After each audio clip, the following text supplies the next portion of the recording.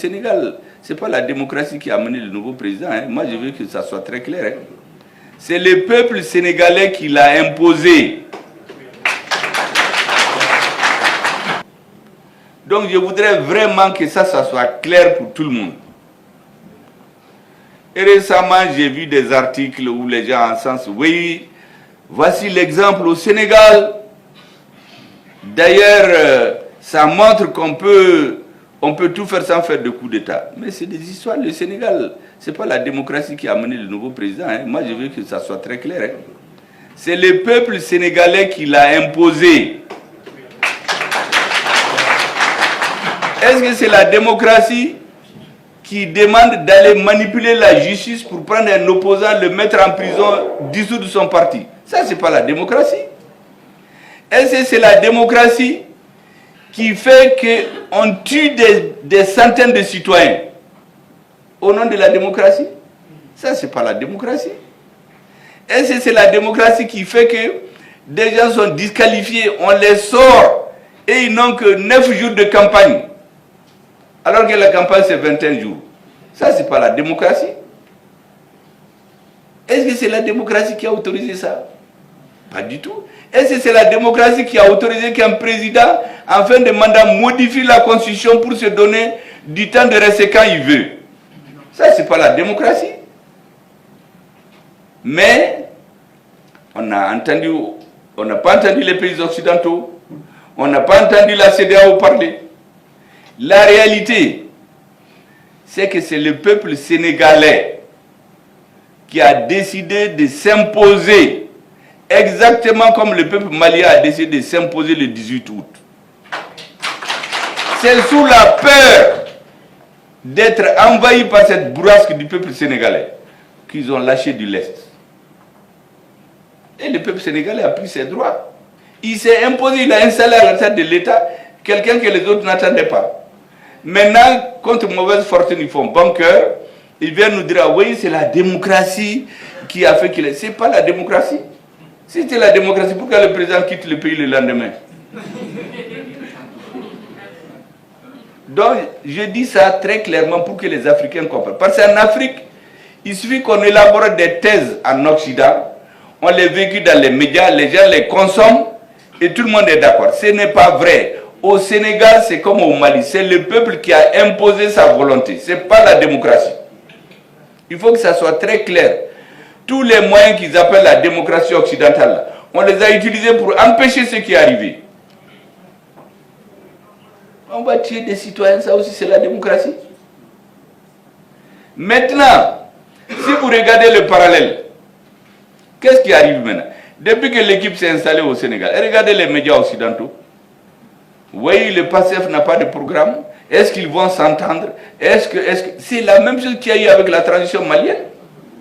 Le président et le premier ministre au début, le premier ministre c'est clivant, ils ne vont pas s'entendre. C'est le même discours. Et il y a des intellectuels qui travaillent ça, parce qu'ils ont le même objectif. C'est de les faire échouer. Donc, on essaie de cultiver tout ce qui peut les opposer. Même les alliés, les partisans, leurs partisans, là, il y a des anciens, il y a des nouveaux. Donc les luttes entre les partisans, là, ils vont les transformer en lutte entre eux. Au Mali, on a ça. Au Mali, vous entendez tous les jours que Dieu fait. Les gens s'éteignent avec les informations qu'ils ont. D'autres avec des suppositions. Tous les jours. Le président est opposé au Premier ministre. Le Premier ministre est opposé au président du CNT. Le Premier ministre est opposé au ministre de la Défense.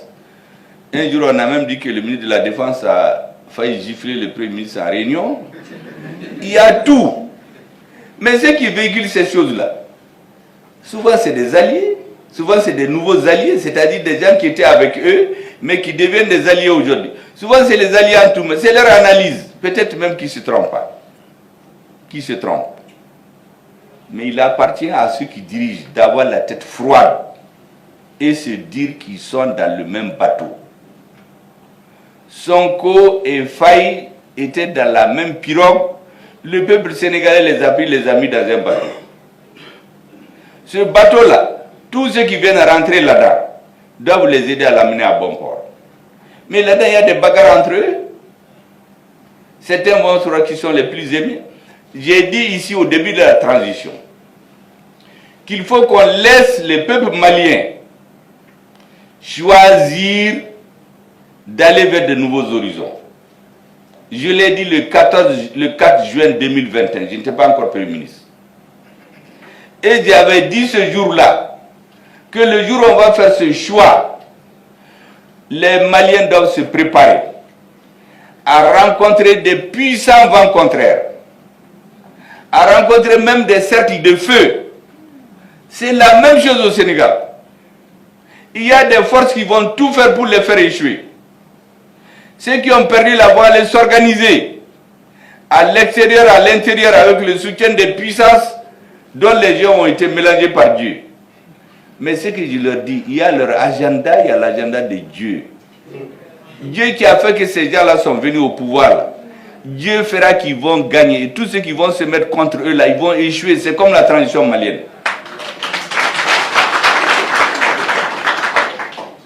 Chez nous, notre chance, c'est qu'on a à la tête une équipe qui a des chemins différents, mais qui comprennent pourquoi ils sont là et d'où est-ce qu'ils sont venus. Chez eux, c'est la même chose. Ils ont fait la prison ensemble, on les a sortis ensemble, et sont quoi? L'intelligence, ce qui est rare en Afrique, de proposer Bassirou Faye à sa place. En Afrique, les gens se disent, tant que ce n'est pas moi, je ne donne à personne d'autre. C'est sur ça que les ennemis, les perdants comptaient. Mais il a eu l'intelligence de pousser l'autre. Parce qu'il pensait la même chose. Il faut qu'il continue à penser la même chose. Et qu'il se parle. Parce que la gestion du pouvoir est différente de la gestion de l'opposition. On dit la lutte unie, le pouvoir divise. La seule façon de réussir, c'est de parler en permanence. Deuxièmement, il faut appliquer ce que notre président a toujours dit. Deux choses. Premièrement, Beki Joy Joyora, que chacun fasse son travail. Les militaires qui vont libérer Kidal, le Premier ministre ne peut pas aller les haranguer et faire le travail à leur place. Chacun fait son travail. Il y a un président, il y a un Premier ministre. La deuxième chose, le président nous le répète régulièrement. Il dit d'avoir enterré le centre de gravité du pouvoir de la transition, c'est le peuple. C'est encore plus fort et plus d'actualité au Sénégal. C'est le peuple qui a imposé ce pouvoir. Et les intérêts du peuple, les engagements de départ, rien ne doit les amener à s'en éloigner. Parce que les adversaires vont monter des astuces, les nouveaux amis pour les éloigner petit à petit. Et quand il y a le fossé là, ils vont quitter et commencer à crier. Pour dire que c'est.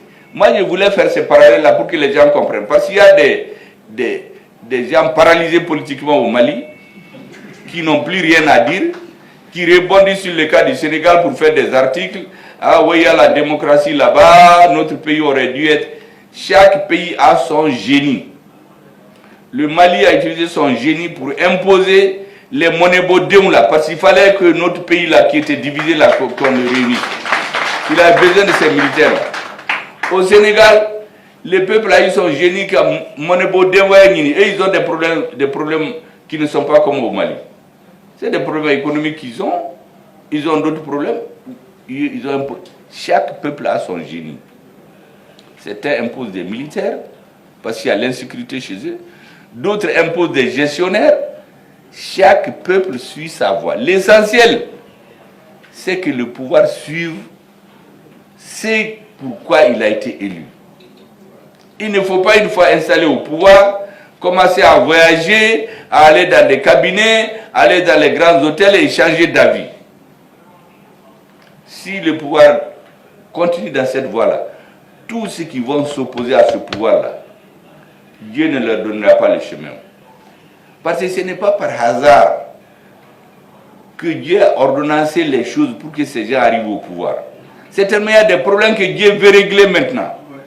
Et ce sont ceux-là qui sont la solution. Sinon, aucun calcul humain ne pouvait démontrer que ces gens pouvaient gagner. Mais c'est comme chez nous. Assimi Goïta, il y a 4 ans, si quelqu'un vous dit de donner votre main à couper, il va être président. Vous allez dire non, non, non, prenez ma tête. Moi-même à la primature, il y a 4 ans, si on dit que cela va être Premier ministre, vous allez dire jamais, ça ne va jamais arriver au Mali. Mais ça, c'était l'agenda des hommes. L'agenda des dieux, il va s'imposer tous les jours.